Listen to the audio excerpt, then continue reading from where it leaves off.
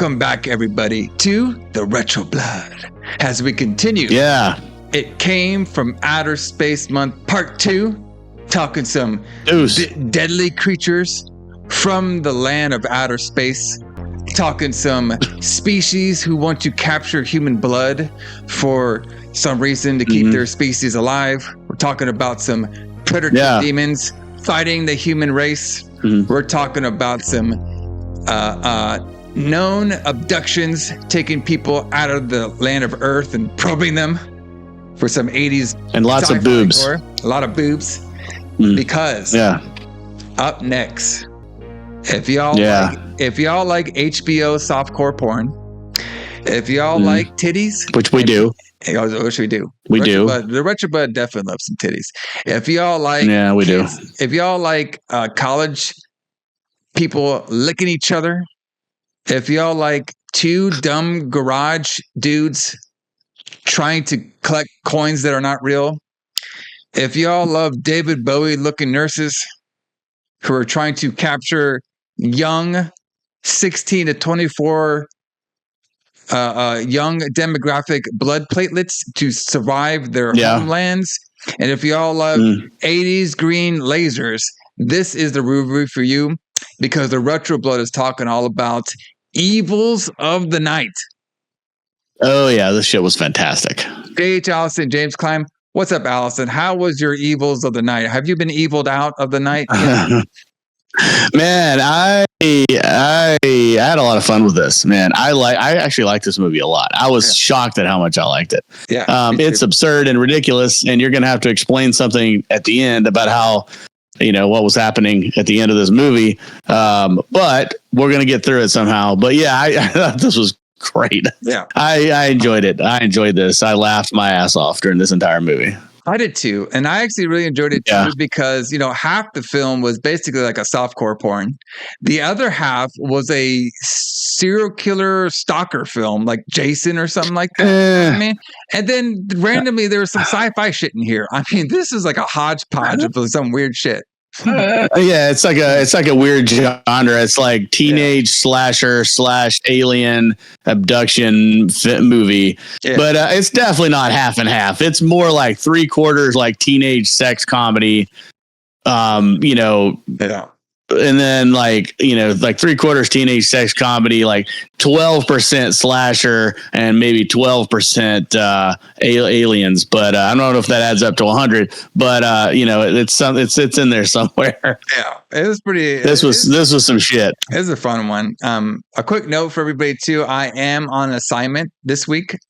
So, obviously I'm using the hotel Wi-Fi, so our connection might not be the best, but we're going to get through it. Yeah. We don't have that outside space alien Wi-Fi. We got to do. No, we need that. Yeah. Yeah. We need that kind of Wi-Fi. I need the same Wi-Fi transporting system that they were transferring all the blood plates up to. You know what I mean? That's what I need. Right. Exactly. Yeah. But I have been, on assignment. I have arrived at the most populated college town that aliens have told me this is. You know what I mean? But for some reason, though, I came during summertime, so there's no kids around. I don't know what happened. Yeah. What a horrible mistake you can make. Out of all the research you can do about where to go, you go in summertime when no kids are in school. Yeah. Well, my research told me there's kids here, but we didn't realize during our vast research that there's something called summer vacation. Weird. Yeah, who would have thought? So I'm just sitting here in my hotel, hanging out by myself, no kids to get blood from.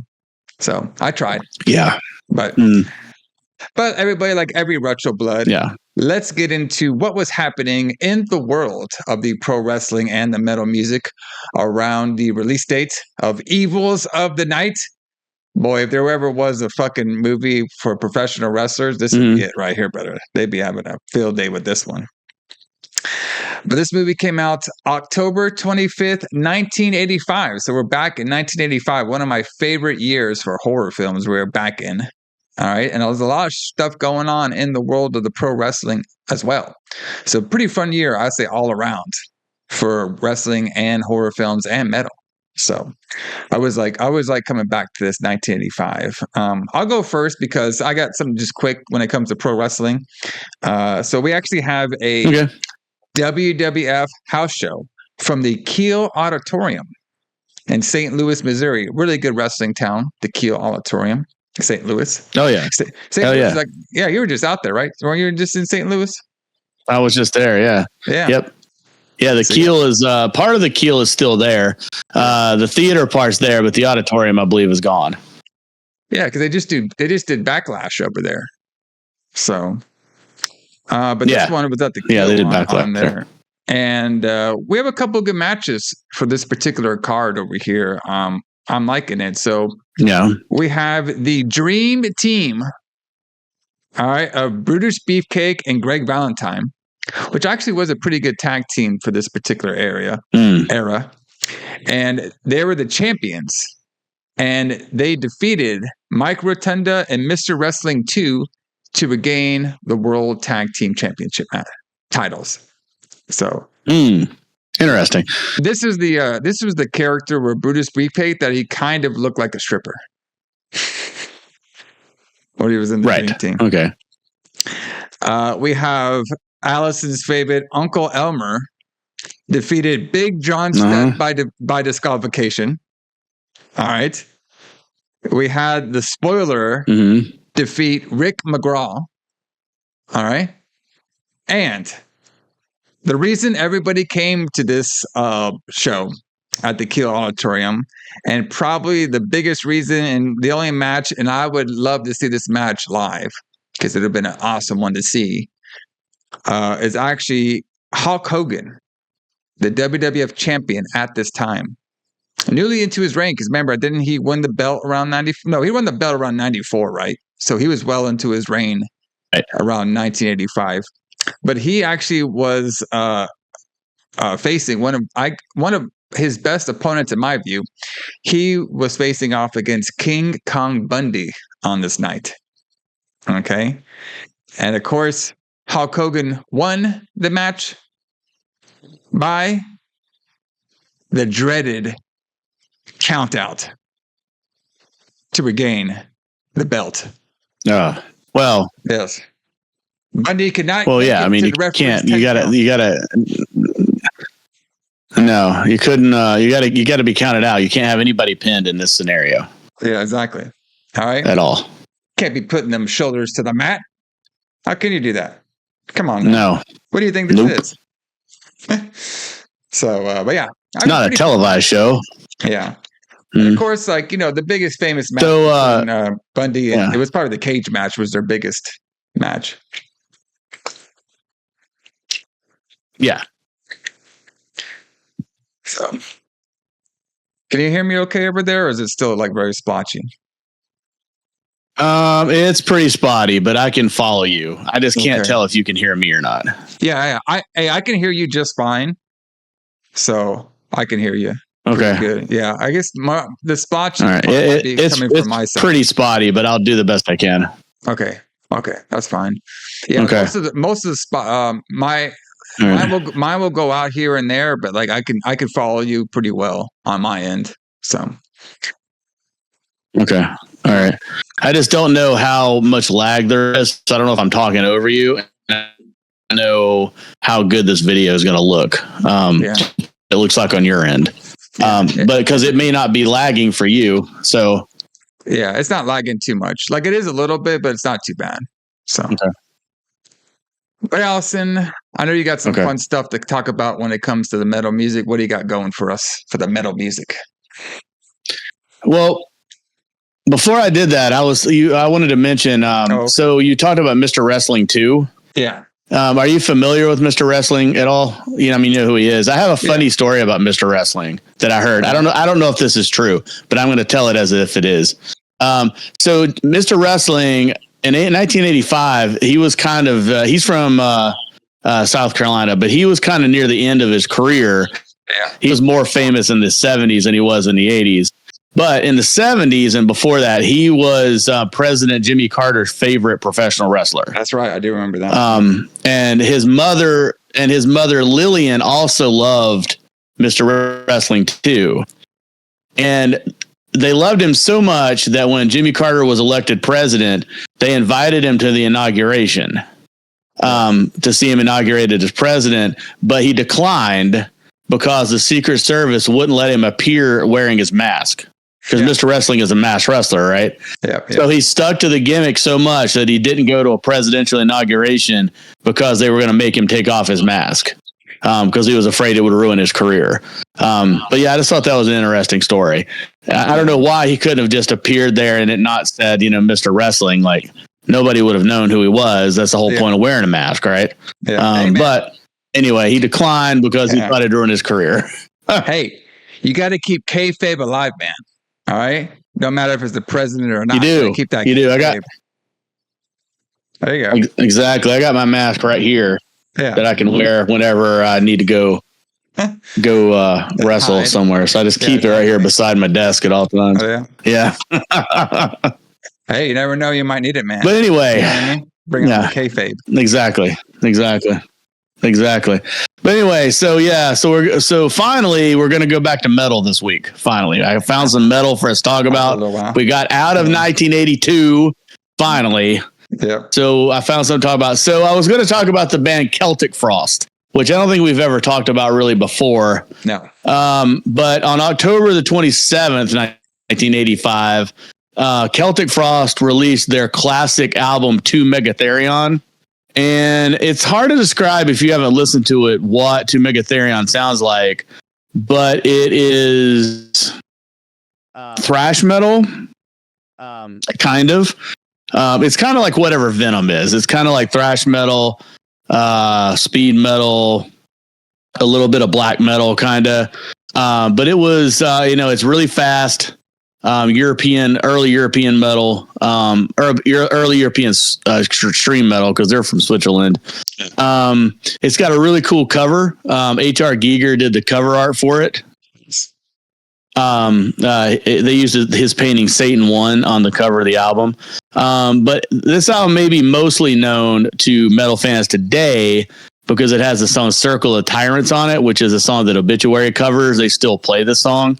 But this is pretty much a classic album. Like, this is an album that people still listen to and are still influenced by today, 40 years later. But yeah, have you listened to this album at all? Have you heard it? I haven't listened to that one exactly, but I am familiar with the Celtic Frost band. Yeah, Tom Warrior is the leader of Celtic Frost. No relation to Ultimate Warrior, but he. I know, too bad. But he was the leader of the. He could be. He's the leader of this band, and he wrote all the songs. He's still doing tours under a different name. I can't think of what they're called, but they're not called Celtic Frost. But he's playing like music from 2 Megatherion and the other classic Celtic Frost album. But I wanted to keep it kind of short today. But I did want to mention that this was the 2 days after this was the release date of 2 Megatherion by Celtic Frost. I'm pretty sure. You think those alien creatures that all look like they're from a David Bowie movie? Do you think they'd be big fans of Celtic Frost? Possibly. The aliens from this movie? No, yeah, the aliens from this movie. They all look like David Bowie characters. You didn't notice the David Bowie looking outfits? No, I did. Sorry, you're freezing pretty bad right now. Okay. To do our technical issues. The David Bowie outfits of the aliens in this movie. Yes. Correct? Is that what you're saying? Yes. Sorry. Yes. Okay. I could see them totally, except for the one John Carradine played. I could see them totally listening to Celtic Frost as they were flying in their spaceships and laser beaming people from space. You really need to explain to me the ending to this movie because I'm not sure I fully grasp what happened. But we'll figure it out together. We'll get there. We'll figure it out somehow together. That's for sure. We will. All right. Well, let's get into some of the who booked this shit because I'm actually pretty interested about some fun little tips about this thing. Yeah. All right. So basically, Evils of the Night, was directed by Mardi Rustam. All right. Sure. And let's see. So Mardi Rustam was an Arab-born American film producer and director. Okay.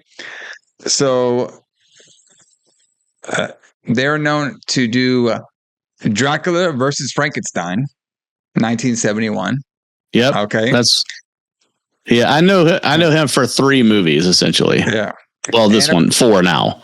Yeah. But he didn't direct that one. Apparently on Dracula vs. Frankenstein, he was just a producer.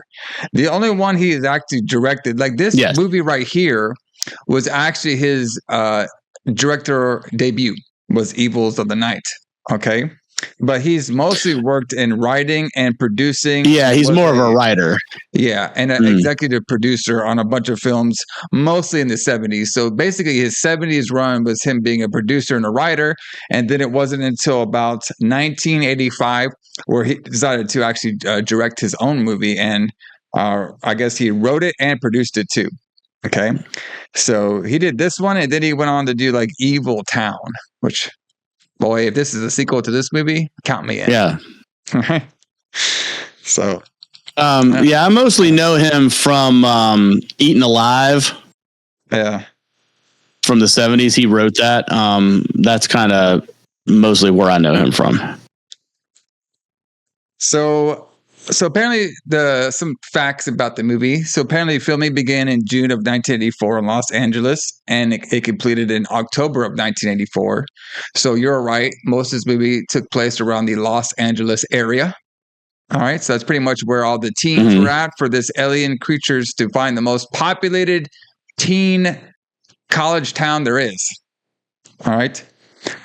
Yes. So I thought this one was interesting factoids. So this is the only mainstream film appearances of adult film star Crystal Breeze and Jodie Swafford. Are you familiar with these two? Crystal Breeze. Yeah. Are you familiar with the Breeze and the Crawford there, Alison? No, I'm not really familiar with a lot of early 80s, late 70s porn stars. Did I ever tell you that? It's a little bit before my time. Did I ever tell you the time I met a porn star? Only one? Which one did you meet? So I don't remember her name, but she was dating the dude from Biohazard. Remember that band, Biohazard? Oh, right. Yeah. I know who you're talking about. I can't think of her name either. She's Asian, kind of. She looks Asian. Yeah. Evan Seinfeld, right? That's the guy's name from Biohazard, Evan Seinfeld. Yeah, something like that. I think. Yeah. So I had this friend who was very interested in being an amateur porn director. Okay. So he's like, he was huge on it at the time. He had like pictures on his wall and everything. He was trying to do like this, like he actually tried to film a movie and everything, and it was like really bad.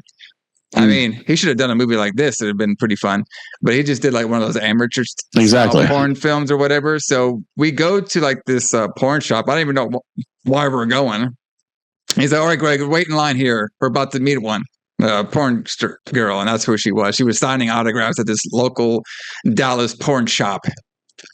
So it's pretty funny. It just randomly, it just randomly took me there. I didn't even ask to go or anything. I was just like, oh, yeah, we're going here, and we're getting this girl's autograph. I'm like, okay, sure. Tara Patrick, that's her name. Yeah, I got the autograph, and not on me right now, obviously, because I'm traveling, but I do have the autograph on me still. So, well, yeah, I didn't expect you to carry it with you on the road. Yeah, you know what I mean. Kind of show it up every year.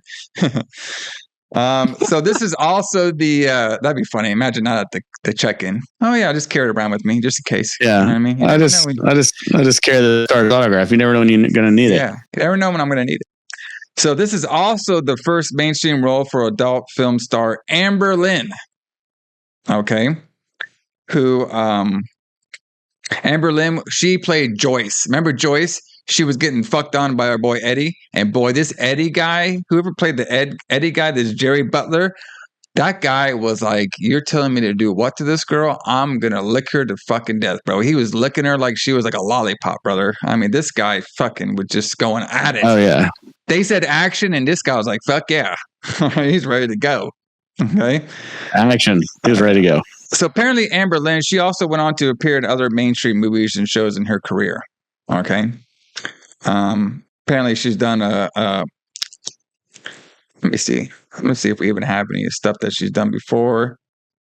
Besides her, yeah, she did. After this, she did 52 Pickup and The Man Show, and apparently she was on Seinfeld for a couple episodes too. So very interesting. Okay. Let me see what we got over here. A couple other things about the film. What the hell is this? Hold on a second here. Get my notes over here.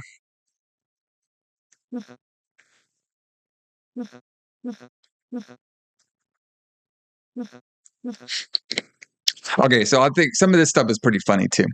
All right, so footage of the spacecraft coming to and from Earth was made from both stock and new footage of the Colonial Shuttle from Battlestar Galactica. So they used some of the footage from Battlestar Galactica, the old school one on here. Yeah. Yeah, so that actually was footage from the 70s and special effects from the. Okay, all right, that makes sense. Yep. So more about the porn stars being in here. There's a reason why we have some of them in here. Okay. So the producers, the reason they cast Crystal Breeze and Jodie Swafford, all right, because the producers had trouble finding regular actresses that wanted to perform nude. Okay. So yeah, right. Breeze, she went fully nude. Okay, for a sex scene in the woods. She was the one that was getting fucked from behind. Remember that guy got choked out? We'll talk about that soon. Okay. Oh, I remember. Yeah. Oh, yeah. And then Swafford, she did a topless scene, and then her and Tracy Escobar rubbed sun tanning lotion on each other's breast by the lake. All right. So that's why they were there, because they were willing to do, obviously, the nude scenes. So Escobar was a friend of Swafford who came along to keep her company. Okay. So originally Swafford was supposed to just rub the lotion on her by herself, but Escobar wanted to be in the movie, so she volunteered to take her top off, and that's why she was in this movie. Okay. So there you go. Get me a job. Oh, right. Okay. Show some titties, get the job. That's the way to do it. All right. Exactly. So I thought this part was fun too. The spaceship in the poster art is actually the Millennium Falcon from Star Wars: A New Hope, but with a second cockpit added. The ship did not even appear in the movie. No, but I saw that when I saw the poster that they have listed. I'm like, they just took the Millennium Falcon and put it on this. And then I love this poster, by the way. I think it looks fantastic.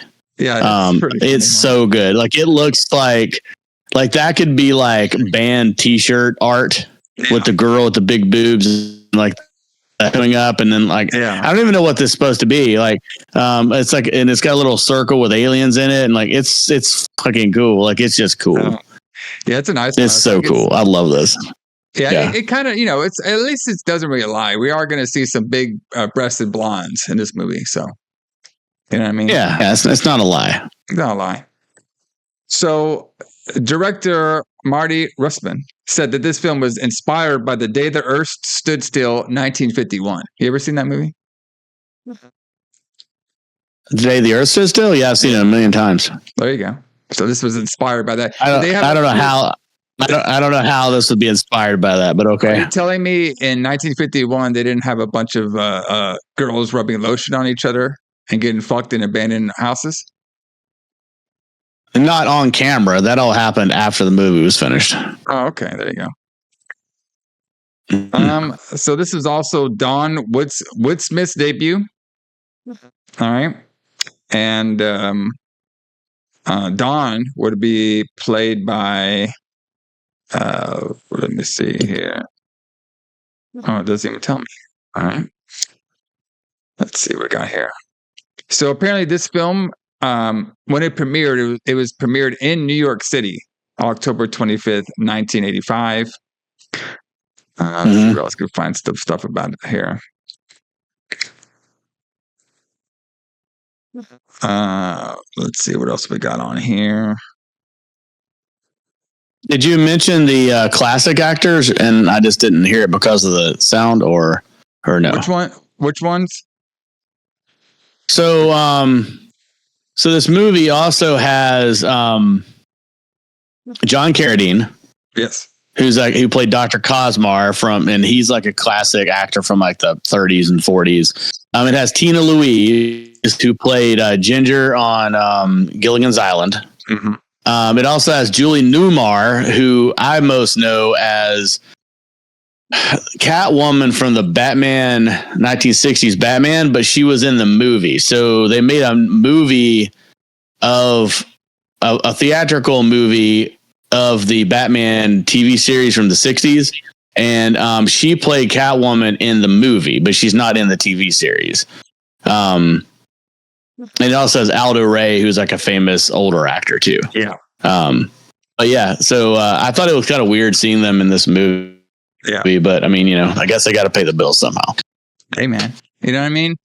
Because they were mostly 70s stars, so this is 1985, so their career was probably running down a little bit. So like and I'll be in this absolutely space slasher softcore porn film. I'll be in there. Why not? But their scenes don't even take place with any of the other characters. If you notice that, so they may not even have known that was even in the movie when they shot it. That's true. Yeah, I think the only one that interacted with the teenagers was the Laura character. Yeah, yes, she did for a little bit. Yeah. Let's see. So apparently, there's an alternative version. There's a TV version, which I could not see this be on TV at all unless it's in Britain. All right. It runs about 8 minutes longer than the theatrical release. The scene with porn star Amber Lynn and Jerry Butler are entirely absent from this alternative TV version. I wonder why. Yeah, I don't think you could find any way to edit around that. Yeah. All right. Let's see what else we got here. That's pretty good reviews. 3.7 on IMDb. All right, let's do something fun here. No, let's do something fun here. Let's see if I can read a fan's review of them. All right.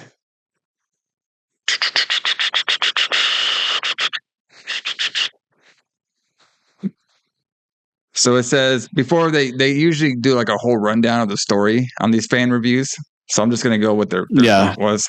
So they said, I saw this movie in a theater by a furious accident when it was released in 1986. The print of the just released Nightmare on Elm Street had failed to arrive. Oh, okay. So they're saying that they saw this movie by accident because there was a print that was supposed to arrive for the Nightmare on Elm Street have failed to arrive.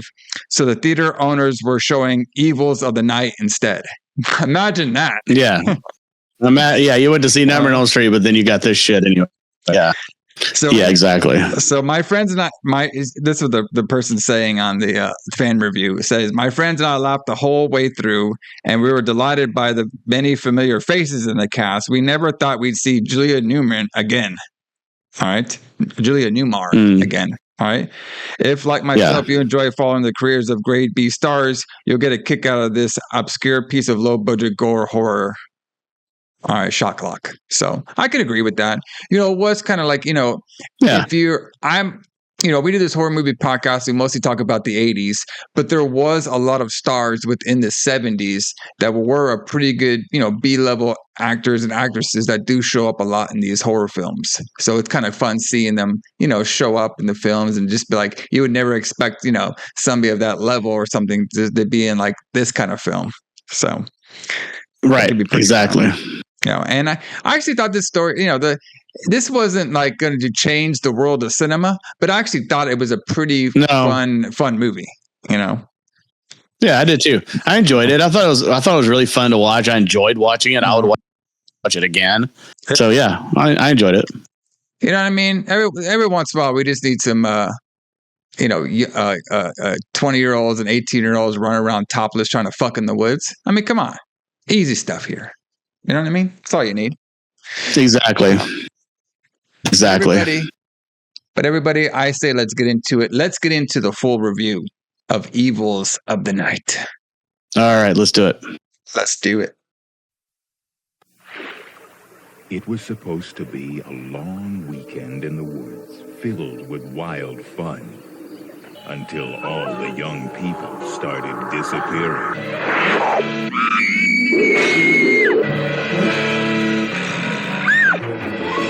Evils of the Night. John Carradine, Julie Newmar, and Tina Louise star in this thriller about aliens who crave ripe young bodies for their own survival. I'm ready for the next one.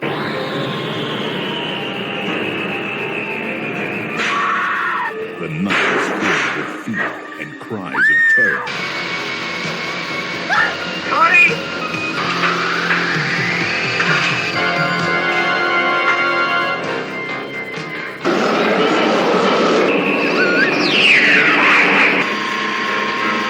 Hey, what the hell are you doing? I will have the doctor see you after I give you the shot. There's nothing wrong with me.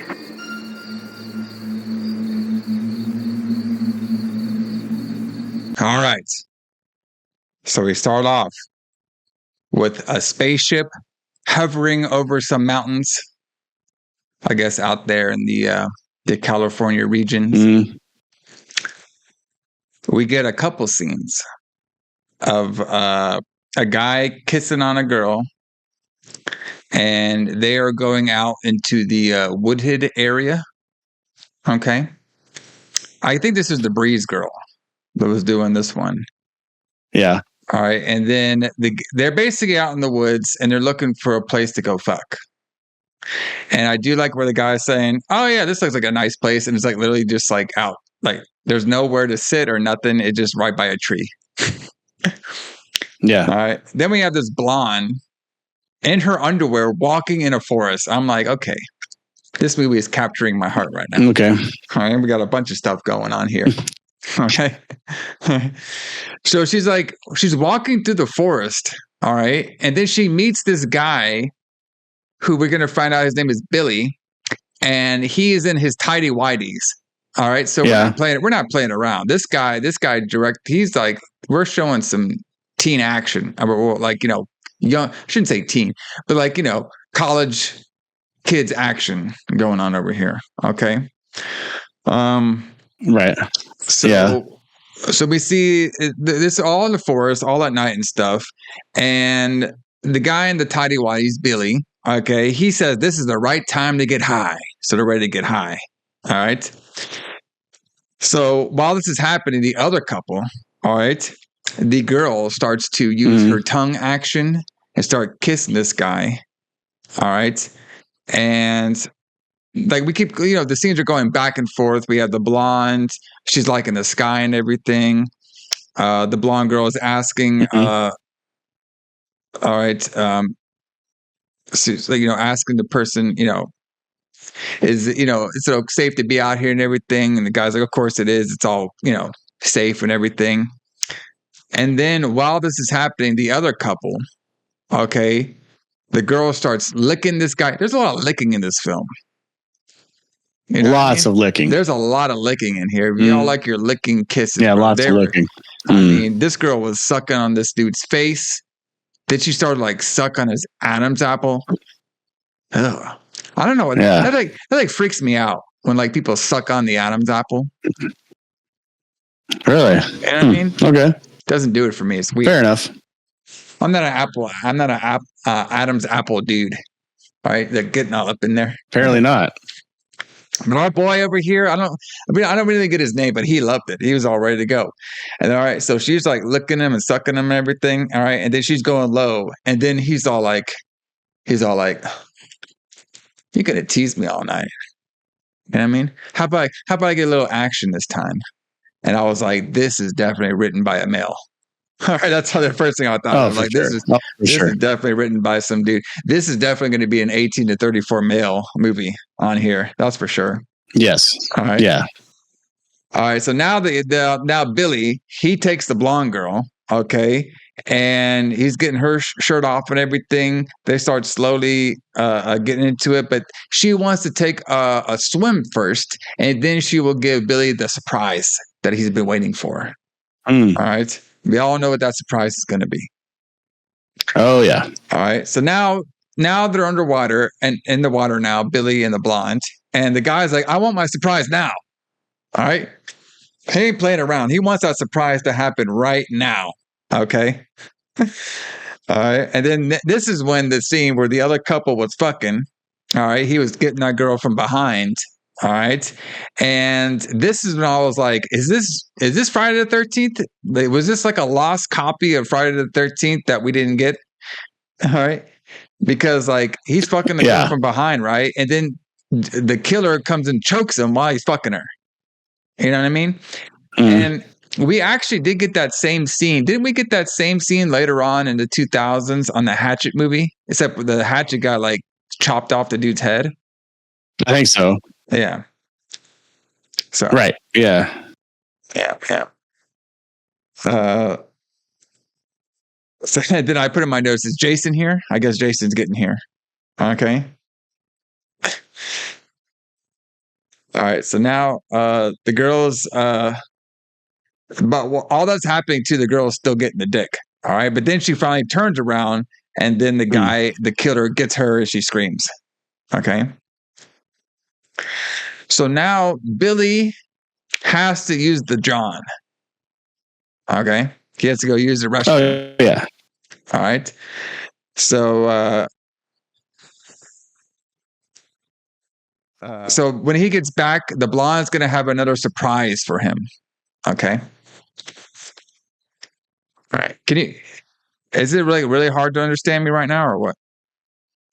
It's okay. I'm getting by. Okay. It's not great, but it's okay. Okay. So I'm just making sure. All right. So when the guy does it, we're having some more stalking scenes. So there's some scenes of him stalking. You know, obviously we get that trope. You know, we see the killer vision. You know what I mean? So we see basically it's just the camera looking at everybody. All right. Yeah, I mean, a lot like how Friday the 13th is made. Yeah. Like there was a huge Friday the 13th influence in this for sure. Oh yeah, definitely. Like almost all of it. It's crazy. Yeah, yeah. So now Billy gets sucked into a tube. Okay, and then the blonde now sees something, which I believe are the killers, and now the blonde is screaming. Okay.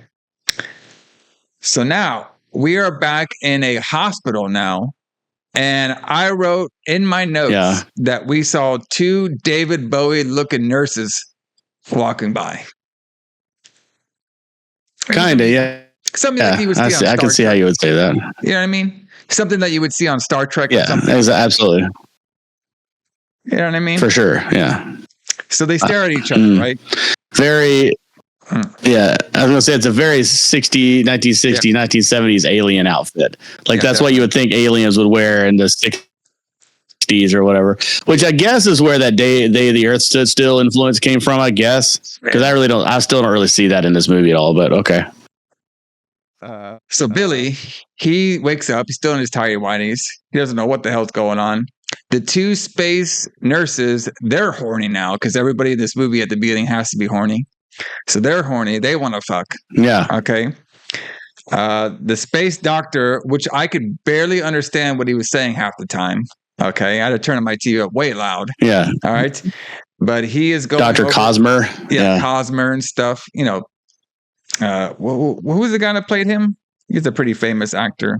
John Carradine. Yes. John Carradine played him. Yes.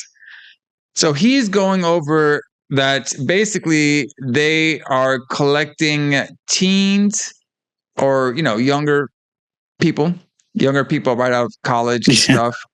All right. To collect their blood so their race can survive. Okay. So that's the whole point of the alien species here. The whole point basically is that they did some research this comes later on in the movie. We get like bits and parts of it. I'm just going to tell everybody right here because, I'm not going to keep explaining why they're taking the kids' bloods. So basically they're taking the kids' bloods because their species is dying, and they did research that they found out that this part of, I guess, California is the most populated school area, college town, that they can get the best young person's blood at. Okay, so the problem is ridiculous. The problem is they paid off 2 garage dudes that are dumb to go stalk and take these kids. But the problem is the kids, before they get to the extraction room, they keep dying.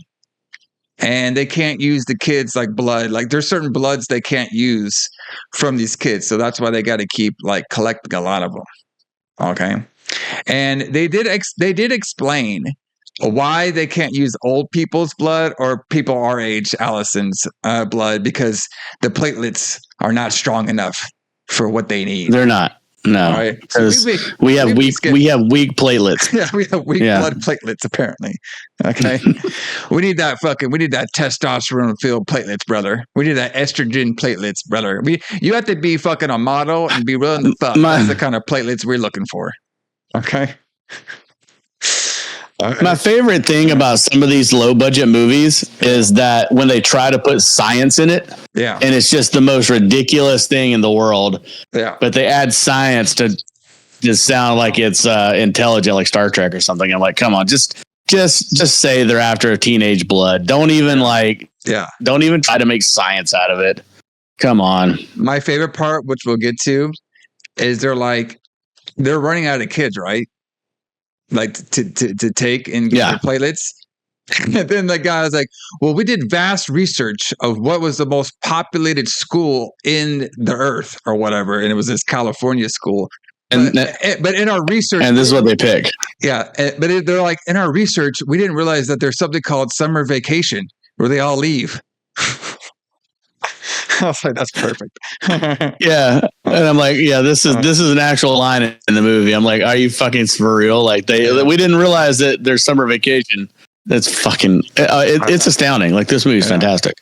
So basically the Billy character, he's hiding, right? And the David Bowie nurses are chasing him down. And then eventually Billy escapes and he goes back into the forest area. And then he gets Green Lantern lasered. Have you ever been lasered there, Alison? Oh, yeah. Green Lantern style lasered. Right. So during all this stuff, it looked fantastic. I love that part. So during all this stuff, we have another couple in the lake and they're kissing. All right. And this guy, Brian, he proclaims that he is a fantastic kisser. That's why my kissing is so great, because he's a great kisser. And boy, we'll see this Brian. He's a main character. We'll be seeing a lot of him. Okay? Right. So then we get more 18 to 34 male demographic and stuff that I appreciated. We get a bunch of girls in bikini shots. All right. With the song Boys Will Be Boys. Yep. Boys Will Be Boys. Mm-hmm. All right. Perfect. So at first I thought it was just one guy and a bunch of chicks. And then we found out there was more dudes over there. Mm-hmm. And one guy was like, oh, yeah, I'll take a Shirley Temple from one of these girls. All right. And then we see one of our main girls, Connie. She gets conned into putting seaweed and lotion on her. So they pour, because it was going to make her skin better by putting seaweed and lotion on her. So the guys do that, but then they try to take off her panties or her bikini bottoms. So basically something you would never see in today's movies. Of course. All happen right here. Okay. So then while all this is happening, she does get her revenge by pouring water on Brian's head. And we'll see a lot of that. We'll see a lot of Connie, which is the dumb blonde. We'll see a lot of Heather, which is her friend, which is not so much dumb. Mm-hmm. And then we'll see a lot of Brian, which is like the cocky, hey, I'm like he's like a, I don't know. This guy was kind of interesting because he was, I wouldn't say he was a nerd, this Brian guy, but he was kind of like, I guess like The girls didn't really take him seriously. He was kind of like, he was nerd-esque, but he didn't look like a nerd. You know what I mean? Right. Exactly. Yeah. He was kind of treated like a nerd, but not, he doesn't have that nerd look though. Yeah. So while this is all happening, we meet a character named Ed, and he's peeping at all these bikini girls around there. All right. But this is when we meet Joyce, our other porn star. I believe this is the Amber Lynn porn star. All right. And she's like, why? You could tell this is written by a guy. Okay. Because he's staring at all these women. Yeah. Joyce comes up to him, and is all like, what are you staring at all them women for and stuff? You got me right here. Look at my titties. And he just puts the titties in his face. Like, I'm going to fuck right now. All right. I was like, this is definitely written by a guy. And then Ed's like, we can't fuck right now. I'm from the beach. It's so good. Yeah. I'm going to take you back to that abandoned hotel or that abandoned house. And she's like, I don't like that place. It's scary. It's like, well, that's where we're going. So that's where they're going to fuck. All right. All right. So now we have the teens. This is when we meet most of our main cast, because we had a bunch of shots of like just some random extras and bikinis and stuff like that. This is also too when we got that scene with those two porn stars pushing, lotion on their titties and everything. We got all that pretty much the first like 13 minutes of the film. But now we're meeting our cast over here. So I already mentioned we had Brian. Okay, we have Heather, and then we have Connie, the two blondes. But this is when we're going to meet our married couple that is not going to be the final couple, which actually kind of shocked me. All right, so this is where we're going to meet Ron, and then we're going to meet Nancy. Okay, and their story is they're getting married and everything, and everybody's all like giving them shit about it. And then they basically leave the fire to go fuck somewhere on the campgrounds, like always. Okay. And they do dare. Brian does say that the true test of a man is to show what he's packing. All right. So to Brian, if you're not packing, brother, you're not a man at all. All right. Exactly. All right. So this is also too like Ron was like, I'm packing. He was about to put his dick near the fire like an idiot. All right. But then the girls tell him not to do that shit. All right. All right. And then Connie makes a joke saying, oh, it's okay. The fire wouldn't have caught it anyway because it's so small. There you go. All right. There you go. So now we're getting, so now we see that we have Joyce and Eddie. They are now fucking in this abandoned house. And this is the scene where my boy Eddie, he was like, oh, I got a porn star to work with, and I can do what? I'm going to lick this bitch to death. I mean, he was licking her like fuck. Yeah. I thought he was trying to get to the Tootsie Pop, brother. Okay. Holy shit. He was doing that. Well, get up in there. Yeah. Did you see that shit? Yeah. I mean, you don't get a chance like that. Yeah. You don't get a chance like that every day, man. You got to take advantage of that when you get to do it. Bro, this guy, he was having a time in his life. Like they said action, he's like, I'm fucking tonight. That's what he was doing. We're gonna make. It is action tonight. All right.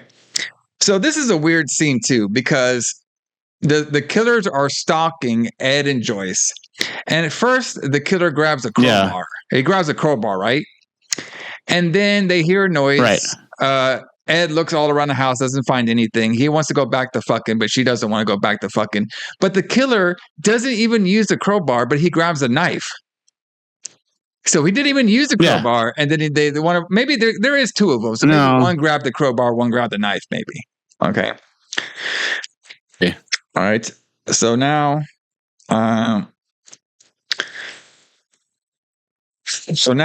Connie and all of them want to go to bed. Brian is trying to fuck both of them. He's trying to fuck both Heather and Connie, but it doesn't work. All right. And they said the only protection that they need is protection from Brian. Nope. Okay. So, yes. Yeah. So he doesn't hear anything. So basically, like Ed, he doesn't hear anything at first. All right. Even though she did. So he takes her pants off to slow R&B music, brother. That's what it's made for. Yeah, and for the audience, I will say that I know it realizes that it sounds like we're only talking about sex scenes in this movie. Yeah. But pretty much so far, about an hour, all there's been. Yeah. Yeah. That's about all there's been, really. Like literally half the beginning of the film. I would say a good 30 minutes was mostly just sex scenes. All right. And these kids getting stalked by a killer. Yeah. I mean, we're probably nearly an hour. We're probably nearly an hour into the movie at this point, almost. For what you're describing. It's about an hour into it. Yeah. So basically, Ed comes back after looking around the house. He didn't see anything that was going on in this abandoned house. Joyce wants to leave now because remember, the house was creeping around. Okay. But now Ed's pissed. He was like, yeah, you were horny at the beach. What happened now? All right. So they eventually leave, and then we get more killer visions through the forest. All right, and this is like I believe this is the last time we see Ed and Joyce. They did just like escape. They were just their whole role in this film was to show us that Ed knows how to lick a body, and they leave. That's it. Yeah, exactly. All right, so now we see Ron and Nancy. They're kissing now. Like I said, half the film is just kids making out and kissing and dry humping. Okay. So now we see two masked dudes. So now we actually see what the killers look like. They're basically two dudes in jumpsuits, and they have a ski mask on. That's our killers for this movie. Okay. Connie hears them scream a little bit. Brian just says, "Oh, don't worry about it. It's just amateur lovemaking." That's what that is. All right. And Brian, it basically just and then he tries to spin it around where, hey, I could do that to you girls too, and they don't want to do it. Okay. So the two, I call them the garage killers. All right. They take they basically take Nancy and Ron to the alien hospital to get their blood extracted. Okay. Ron wakes up during this stuff, and the guy and Ron start fighting, and this is when we get a whole scene of Ron running around, and he eventually gets knocked out and taken back to the hospital after a whole like chase scene that they were going through. All right. Mm-hmm. So now Brian, they can't. Basically, it's the morning time, and Heather and Connie and Brian cannot find Ron and Nancy. Okay. So they think a bear. Connie thinks a bear got them. You know what I mean? There are bears out there. They could be pretty deadly. Right. Sure. Yeah. Yeah, that's logical. So they go look for them. Then we see, I thought it was going to be some fake Italian blood, but it was just paint. We see paint on the walls. And this is when we see the garage killers. This is when we find out that they actually work in a garage, like a auto body shop. All right. So Brian, Connie, and Heather, they visit them, and they come up. The garage killers come up with a story saying, "Oh yeah, we saw that couple, and they hitchhiked out to Vegas to go get married." That's the cover up. And then Brian, all of them believed them, like, "Oh shit," because remember they did say they were going to get married, so they thought they just left them to go get married in Vegas. All right. And then they asked for somewhere to go eat. All right. So now we get more shots of girls playing frisbee in their bikinis. All right. We're keeping that train rolling. You know what I mean? Instead of having this movie is opposite. Instead of having a kill every 30 seconds, we have to have a girl in a bikini every 30 seconds, which I could appreciate. All right. All right, so now Ronnie's messing with Connie and Heather. Okay. Oh, sorry, Brian's messing with them. All right, and so we just have a couple random scenes. There's this guy who finds some girl's panties. He's about to give it to one girl, but then this guy with a freaking farmer's tan shows up, and the guy goes away. All right. We just have some random scenes of this one guy looking for his car. There's a one scene where this kid comes in. They're looking for his car in the garage, and this is when the garage killers actually take him and kill him to give him to the alien forces. Okay. Yeah, which are hiding in a hospital for some reason, apparently. Well, that's where they do all their extractions. You know what I mean? That's where they get the blood. Right, up to the mothership. Do the other people who work in a hospital not think it's weird that they're like aliens wandering in a hospital? Well, they probably killed them all and took it to the hospital. Dressed like David Bowie? Yeah. Maybe they did. Maybe they killed them all. That would make the most sense, I guess. Maybe this movie is actually related to the Dark Crystal. You know what I mean? Maybe David Bowie released his Dark Crystal. Maybe, because remember in the Dark Crystal, David Bowie is like kind of like the only like human-like creature compared to all the puppets and that one girl who came up to his lair. Maybe David Bowie, maybe he was part of the race that he sent this clan down to the Californias to get some kids' blood. It's possible. Huh? Right. Nothing? Okay. Yeah, it's possible. So the nurse lady who comes in there tells the two garage killers that they need 10 more kids. All right. And they're like, well, how many kids do we need to give you? It's like, well, most of the kids most of the kids that you gave us, unfortunately, couldn't be used. Okay. And by the way, the ages that we're looking for are between 16 and 24. Okay. No younger ones other than that. That's the ages that we need. Mm-hmm. All right. And I was thinking, okay, so you're doing the California legal age, 16 to 24. Okay. And Laura, she's the main nurse lady. Okay. And they need to gather up the 10 kids in the next 2 days. All right. And then because they only have 2 more days to be on this planet to get the blood. All right. And they are paying the 2 garage guys in gold coins. All right. Yeah. I thought that was really weird that they're paying them in coins, but okay, whatever. They did explain that. They basically said that they needed to find 2 stupid idiots here on Earth to do their bidding. I don't know why the aliens couldn't kill the kids. I guess it was against their HR codes or something. They couldn't. Maybe the Galactic Force of Star Trek told them that you can get human blood, but you can't kill it yourself. Okay, so you got to hire 2 Earthlings to do your bidding, and they basically are kind of like scamming them in a little bit and giving them these useless coins that they think they're going to get rich off of. Yeah. Right. Okay, I see. All right. You know what I mean? That's how you got to scam them. All right. Exactly. All right, and then they also said you can't spend these coins until we leave. By the way. Yeah. All right. So now we have the main space nurse, Lori, trying to get Nancy to cooperate. She wants to give her a shot. It doesn't work. So she uses her laser Green Lantern powers on her. All right. Yep.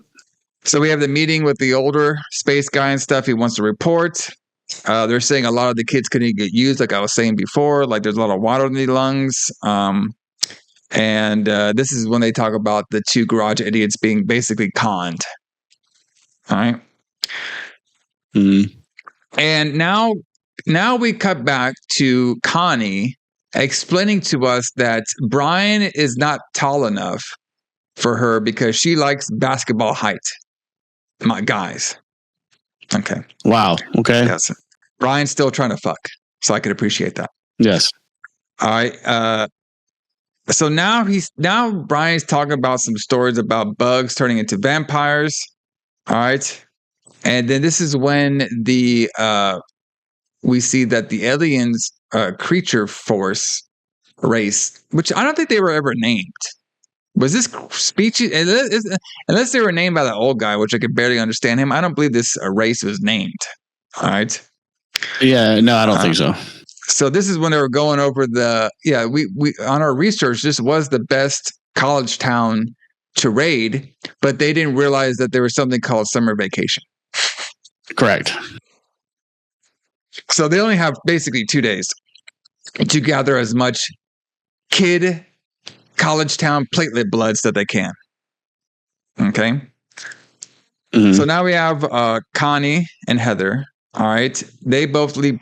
They both leave Brian. All right, and they make fun of him, and they tell him that he could go basically pleasure himself, and they're going to go basically what they're going to do is they're going to go sleep in his car. Okay, so they leave him out to go sleep by the sleeping bags, and they're both going to go sleep in the car. Okay, so Connie is trying to put on some music. We can see her ass the whole time. Okay. Mm. Then That was yeah. That was clearly that was clearly an entire scene shown just so you could look at Connie's ass. Yes. Which I appreciate. Yeah. You know what I mean? Has a male. You know what I mean? You gotta have some good old scenes like that here and there. All right. So there's exactly. So now they have a heart-to-heart moment, her and Heather. Connie and Heather do. So they're glad they're sleeping in the car because Connie had a bad dream last night of something hairy attacking her bears. All right. And then Heather says, "Oh, don't worry about it. We have Brian to protect us here." And then she goes on. Heather says, "Oh, basically, too, Brian, if he were to take me out of his car right now and say, 'Make love to me,' I would do it right now. Even though I've been telling him to go hit rocks the whole time, if he came over here and wanted to fuck me, I'd do it." All right. And then they ask Alison, she asked, "I heard he has a big O. Connie, have you ever had the big O before?" And boy, you should have saw the look on Connie's face when she said Brian had the big O. You never seen a girl so happy. She was like, "Let me see if I can do it for all of our video people out here. Let me see if I can do it." Huh? The big O. Oh my God. I was like, what the? That's so funny. I was like, man, you could just tell when some movies are just written by like guys only. You know what I mean? Like some of the lines they give these girls is hilarious. Okay. And of course, Connie basically was explaining that her big O, she wants to have some sort of romantic big O person. And there's some guy she had in mind to do it. So while all this is going on, this is when we have Brian. He scares all the girls and they get mad at him. And then he is still complaining about sleeping on his own sleeping bag out there. Okay. So then they all try to go to sleep again. All right. Connie says, "Watch out for the bears." This is when we have the garage killers show up. And basically the garage guys show up and they just get in the car and they just drive off with the car. Yeah. Yes. Super easy. That's great. Yeah. So they run off with the car and everything. And Brian starts going out there and chasing them, freaking out. Okay. And the girls are now freaking out because at first they thought it was Brian going to the cars, but it wasn't. It was actually the garage killers. Okay. And so now they drop him off by that abandoned house. Okay. And the girls kind of get away for a bit. So Connie gets away and Heather gets away. Connie is hiding around the abandoned house. All right. But then she gets caught again and they tie her up. And then Heather, she tries to go and knocks on people's doors. But this is like did you notice this, Alison? This was like the lightest panic girl I've ever seen in my life.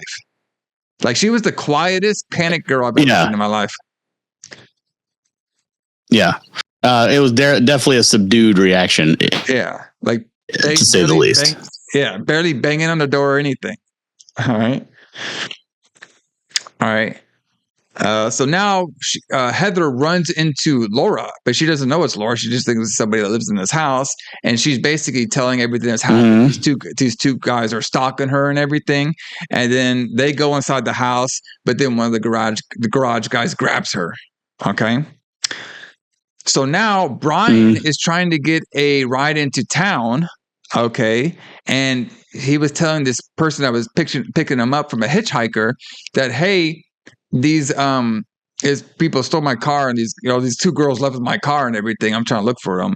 And the one of the hitchhiker that was picking up Brian was actually one of the evil alien nurses. Okay. Yes. That picked him up. So then we cut to the scene where we have Connie tied up, Heather tied up, and Brian are all tied up in like the garage basement. So I guess all the alien nurses collected them and gave them all to the garage guys, and they're keeping them in the basement until the harvest time is going to happen. Okay. So of course Brian, he's all saying, "I'm gonna get out of here. I'm gonna kill you and stuff." All right. So we have the older aliens guy asking how all the process is going still, and they still need some more young people to get to this process. They need the platelets and everything. All right. So now now we start figuring out who our killers are. So we have Curtis is one of them, and then we have Fred. So we finally got their names right now. We have Curtis and Fred. Okay. So Curtis is like the dark hair one. Fred's kind of like the bigger one. Okay. Right. So Kurt's complaining about working. He doesn't want to work at this garage anymore. And Fred says, "Oh, I'll buy you a beer and stuff." And then they ask, like, "Hey, what are you going to do with your money? Our coin money that we're getting from these space alien creatures?" Okay. So Fred wants to go to Haiti because he wants to see a bunch of girls in bikinis. I was like, why don't you just go fucking down the road? We had a bunch of girls in bikinis like fucking 30 minutes There's plenty of them all around him. Exactly. But he wants to go to Haiti. He likes them girls in bikinis more. And Kurt wants a castle. Okay. So we're basically just showing how like stupid they are. You know what I mean? Some dumb hicks and stuff that are doing bad things. Kind of like the Hills Have Eyes. You know what I mean? Some dumb hick killers. Right. So now the nurse Carly says that they need more kids by midnight. Okay. And then Carly goes to check on Nancy. All right. And then Nancy is basically, she fakes it. She like fakes that she was passed out. And then now Nancy wakes up and she grabs 2 liquor bottles and puts them into a bed sheet. All right. Yeah. So we have Kurt. He's looking at a Playboy. So this is when the movie actually gets a little dark. Okay. Yes. This sexual late night HBO softcore porn. It gets a little dark here pretty soon. All right. So Connie actually gets her hands out of the ties. She actually gets loose. Okay. She doesn't go for Brian. She goes for Heather to get hers off next. Okay. But then Kurt is coming downstairs because Kurt has now been aroused by his Playboy magazine. Okay.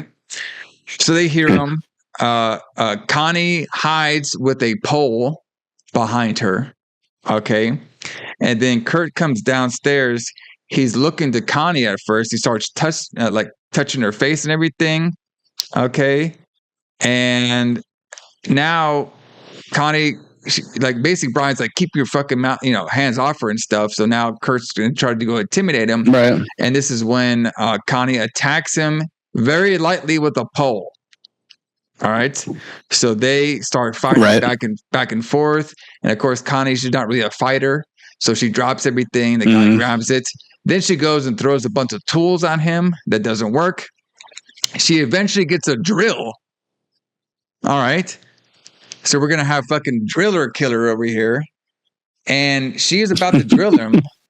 But she misses. So she drills part of the concrete. So then Curtis takes the drill.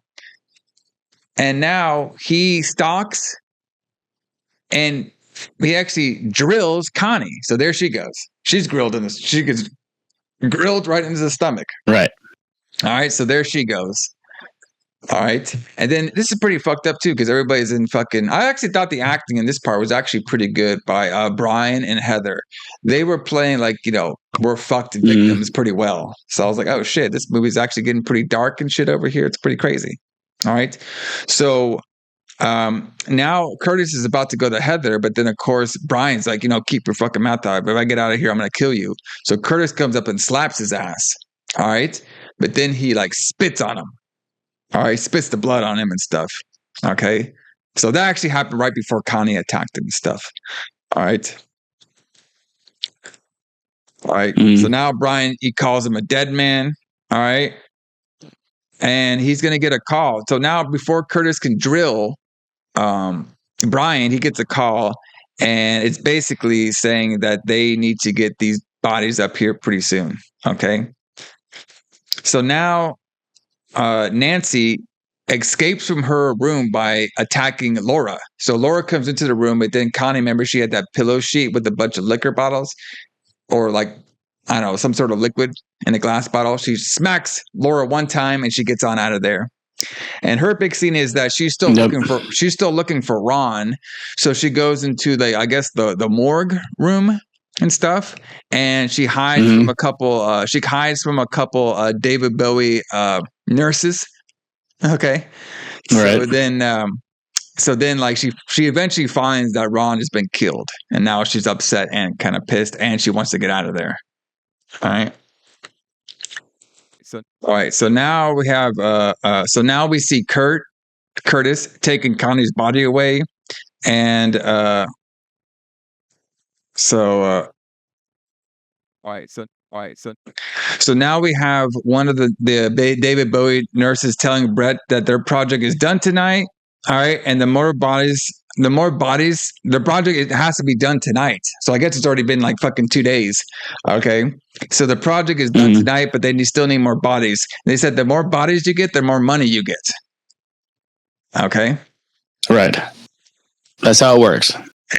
Come on now, gotta get those bodies and stuff like that. So Brett goes to his truck, and then Nancy's hiding more bodies. Truck. Yeah. So now Brett is hiding in Nancy is hiding in Brett's truck, and now Brett is going to go get the 3 bodies that he has at his garage to give it to him so he can get some more money. All right. All right. So now Curtis is trying to touch all over Heather's face. All right. And he basically unties her. And she slaps him. It's like, oh, you like to play first. And then Brian's calling him scum and everything. Curtis now tries to get the knife. All right. And he goes up to Brian and says, hey, what's the matter, stud? All right. You can't share. All right. And it's like, you ain't never going to get loose. All right. All right. And he says, like, what's about to happen to you all? I'm going to give you all to the doctor, and he's going to suck all your guys' blood out, and you guys are going to look like trash bags. All right. All right. So this is wow. Cut. Okay. So this, I'll say, man, it's getting pretty dark around this scene. You know what I mean? Like, what did you think about it? Didn't you think this is pretty dark kind of scene for this movie? Yes. Yeah. I mean, it got kind of dark right here for a minute when they're talking about like sucking blood out to where they look like trash cans. Yes. Or trash bags. Yeah. So he cuts Heather loose now. All right. Brian's basically calling him a dead man to kind of like lure him away. Heather now hits him with the wrench. Okay. Not hard at all. Apparently these girls, like, they can't hit hard at all. Okay. And, all right, so she basically, now they're like chasing her. Like now Heather tries to get the rope untied for Brian, but she can't until like Curtis gets up. So now there's a big chase scene. Heather tries to throwing tools at her, like Connie did, and it doesn't work as well. This is when she actually goes up to the top of the garage. They start fighting in the garage scene a little bit, but she actually trips a button where you have the car lowering down very slowly. It kind of reminded me of remember on Austin Powers Goldfinger, where the guy was like, the cement truck is coming to you. It's like, no. That's what this kind of reminds me of. Yeah, because it's so slow, he could have got out of it or whatever. Exactly. Yeah, it's great. But I guess he didn't curse it and notice.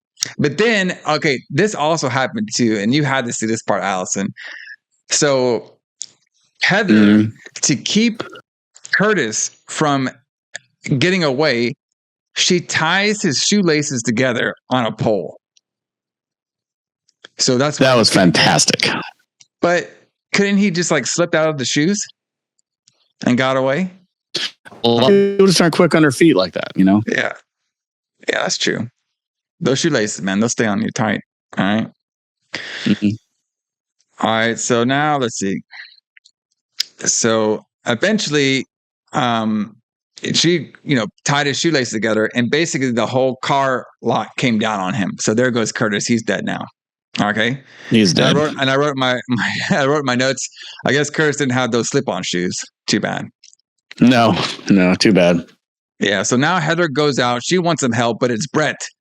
All right. So she sees him and she runs away now, but she runs and she trips. And then Brett eventually is about to tie her up. But then this is when Nancy gets out. Nancy sees what's going on during this whole time. She sees Heather getting tied up by Brett. So now Nancy tries her task about fighting one of these garage killers, and she sucks as well too. The only thing she did that kind of worked is she put some air pressure in his ear. That looked like that kind of sucked. Okay, but then Nancy starts running through the whole forest. Okay, Brett's following her. All right, they get around some old looking trailer All right, there's a whole big scene of Nancy hiding. She finds an axe. She misses with the axe, but then she tries to hit him with the axe again. But then the killer takes the axe. Like, it happened like 3 times during this movie where the girl would try to hit the killer with the weapon, but it doesn't work. The killer just grabs it and takes it. That was ridiculous, where they're hiding on opposite sides of the camper. Yeah. And then she sneaks up behind him and then grabs the axe, and then she's about to hit him with it, and then he moves out of the way, and then she misses it, but he still doesn't hear her swing and hit the ground and miss, even though he's like 3 feet away from her. Yeah. Wow. And then while all this is happening, where he's stalking her with an axe, there's a spaceship that shows up. Because remember, this is a sci-fi movie, not a slasher. I swear. No, it's a sci-fi movie for sure. All right. For sure. So now the nurse, she has one more load of like blood, but then like all the guys like, no, we got to finish up. The mothership's here. All right. But then they're like, well, it's here, but I haven't got any responses yet. And then I was like super confused. Like, what's going on here? You don't got a response now from your ship? Okay. So now we see Nancy hiding from Brett. All right. Mm-hmm. Basically, they didn't get any response from Laura because they find out that Carla and the doctor, they see that Laura has been killed. All right, by Nancy. Remember, Nancy hit her with one shot of liquid pillow stuff, and now she's dead. Yep, and she's done. Right. Yeah. So eventually, Nancy is she's hiding. Okay. Mm-hmm. All right, and she starts. So basically, Brian is trying to break free. Okay. Brett now is axing up the shed that Nancy is hiding in. All right. And this is a whole big scene of, you think that, okay, he's going to break the shed and she's going to run away. No, he breaks the shed open. He walks up to her and then he starts axing her. And now Nancy is just dead, which I thought for sure Nancy was going to be the final girl, but nope, she's not. I kind of did too. I was really surprised with this because it made it look. It was kind of a good twist. Yeah, because it made it look mostly in the film like Nancy was going to be, obviously her husband died. She was actually the only one that wasn't a killer that actually killed somebody. All right. Right. She was the one that was escaping. She was the one that wanted the revenge. But nope, she just got axed in the shed and there she goes. Okay. So then Brett goes back to go kill Heather because Heather is the one who killed Kurt. Okay, I guess it was Heather and Nancy were the 2 people who killed, the 2 killers. Like, Nancy killed the space creature and then Heather killed Curtis. Okay. Yeah. So Brett is now about to axe up Heather, but that's where Brian actually gets loose. So they start fighting. Okay. And this is when the movie takes a turn and I have no idea what happened. Maybe you can explain this to me, Alison. Or maybe you don't have any answers. I doubt it. So Fred is fighting Brian, and he has the upper hand on. He has the upper hand on Brian because he has the axe. Okay, but before he's going to axe him, the space creatures, while they're leaving in their Battlestar Galactica ripoff machine, shoot random green lasers all the way from outer space, and they go exactly towards Brett to kill him for some reason. I have no idea why. That was going to be the thing I was going to try to get you to explain to me. Like, why did this happen? Like, he's about to kill him, and then all of a sudden they laser beam the killer. Yeah. And I can't whatsoever about why any of this shit's happening. I was astounded. I watched it 3 times in a row because I'm like, surely I missed something, but I can't figure out any reason why this is happening at all. Can't figure it out either. That was just, I didn't know what the hell. I was like, so you're telling me like they didn't seem like they were tricking them. You know what I mean? Right. But they paid him the gold coins that were fake. But they still were like, oh, wait a minute. We were killing these kids the whole time. Yeah. The kids even killed one of our own. But we have to save them from getting axed for no reason. We were leaving. Right. It doesn't make any sense. And The whole thing about the fake coins is hilarious too, because she's like, "Don't spend them until we leave." Don't spend them, yeah. And they have no like inkling that they might be fake in any way. But yeah, I have no idea. I have no idea why they saved the kids. I have no idea why they shot the killer from space. It doesn't make any sense. Why did they become baby faces at the end? Like, I don't know. Like it doesn't. Yeah, I know. It doesn't make any sense at all. Yeah. Besides that weird scene, Brian and Heather just leave and the ship leaves and that's it. Everybody just leaves. Oh, yeah. Yeah. No foul. Everybody's good. Yeah. Brian and the girl just conveniently get in this truck that conveniently has keys in it, and they just start it up and drive away. Yep. And then the girl said to Brian, so what, like him or something like that. And doesn't he say something like he had a heart attack or he had a stroke or something like that? Yeah, I guess something like that. Like, who knows? Wow. Yeah. They don't even know. Nobody knows. So, but everybody, that has been the evils of the night.